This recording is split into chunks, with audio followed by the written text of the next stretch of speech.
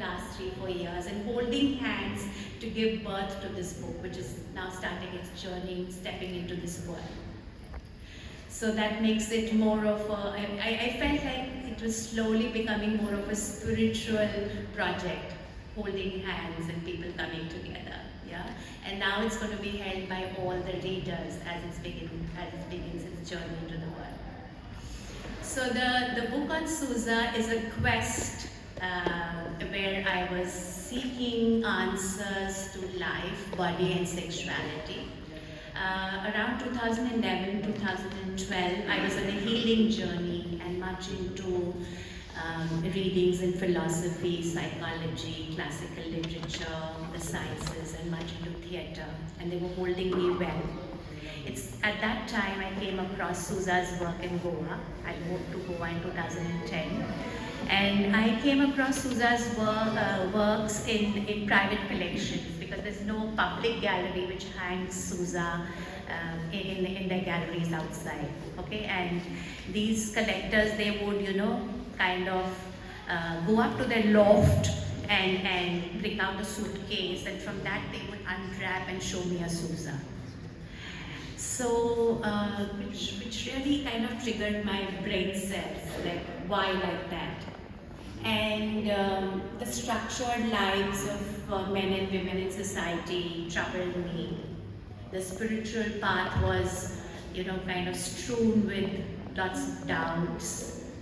The East and West had been at loggerheads for centuries together. And the state and religious machinery thwarted agency and freedom at every step. So in this context, I came across Susa's works, and I would say that the very first interlude was visceral, thought-provoking, and cathartic.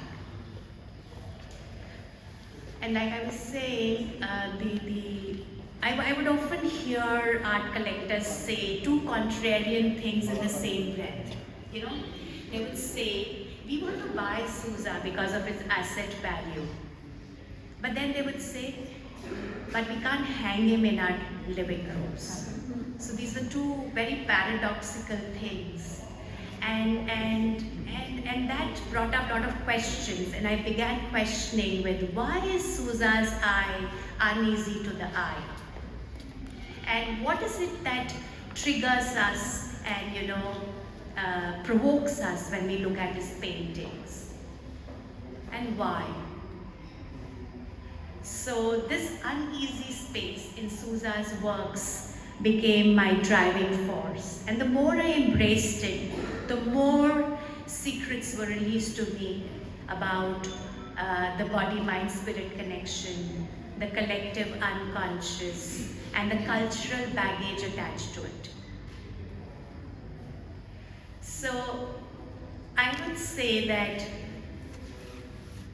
this book is, with its stark art images and commentary, invites the reader to the collective unconscious party, which is a high voltage zone, because the reader, when he looks at those paintings and reading that commentary, there are 21 essays in this book, right? And reading the commentary and looking at those images, the reader is triggered and sometimes repelled and horrified and bewildered. So all these emotions come together. It's because when you look at those images, it's like everything that you have suppressed and rejected in your personal consciousness or in the collective consciousness of our society, the human race, those are the images which look back at you and you're confronted with them, and that's why you're triggered. And there's some people who hate Susa. And then there are other set of people who are seeking truth, who are, in a crisis, and they love Susa. The way he did for me. There was this visceral connect, and he gave me so many answers. The underbelly of modern society. Like he stuck a knife into the underbelly of modern society and told us how it is and what kind of lives we live. Like we were just talking, or they were saying that, it's all a facade. Like we live certain kind of lives which are our external lives on the surface, and then how we feel inside, or the questions that we have and we never find answers. Or we find answers which are subtle or sidetracked. Yeah? So I invite the reader to engage with the book to find answers like this for themselves. And what Sousa did was, what roped me in, what really drew me to him was the female nude and the head series, which is so controversial. Yeah?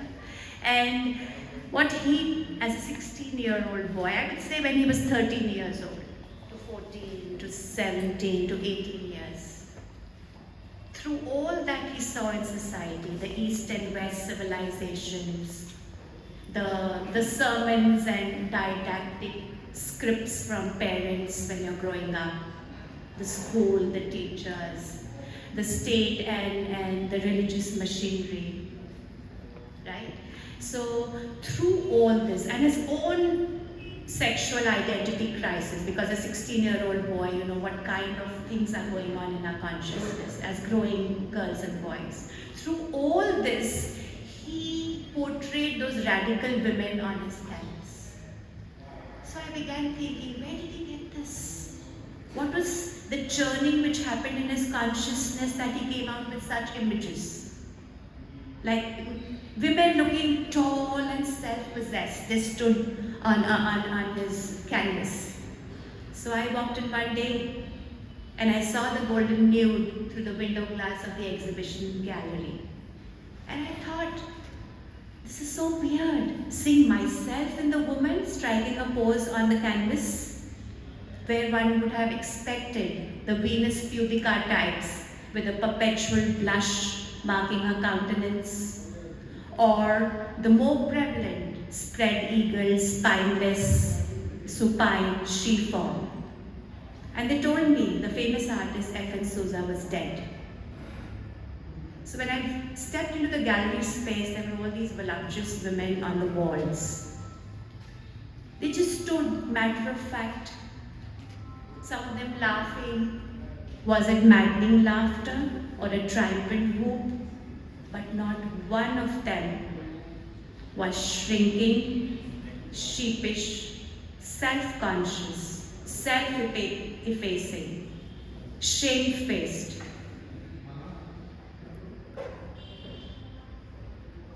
They were just themselves.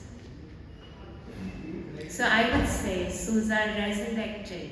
I've written this in one of my essays, I think it's essay number 3, where I say, he resurrected women from the miasma of obscene, obsessive sexuality and made them sane.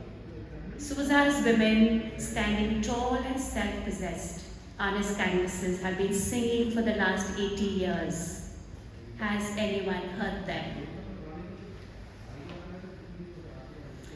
So besides the female nude, I go into Sousa and grotesque of how he got our goddesses like Kali and Durga, those ferocious goddesses, and what they are about Vinayaka, okay, the distortions of how that works and what kind of messages that reveals to us and to our consciousness, and what was he trying to tell us through all of that. And then Sousa and morality, the binding morality, like everyone wants us to be respectable, to have discipline, lead conventional lives. But when we are respectable, we're finished, we're not free. Respectability demands following a code, patterns of society. You have to submit to authority. And a conventional mind may acquire an ability, like a functional ability, but not intelligence, because intelligence has its own capacity, and that comes only when there is no fear. And then there are other themes like Sousa, shock, why shock is important in life. Certain events, certain things that really shake us, and how an artist mines images from those shocking interludes and happenings in a human life. And then there is his growing up years, his early art, of how there was no distortion in his art. It was so colorful, a mosaic of color like the stained glass windows of churches in Goa, the paddy fields and boats detonating from the water. So there's a whole section on his early art, right?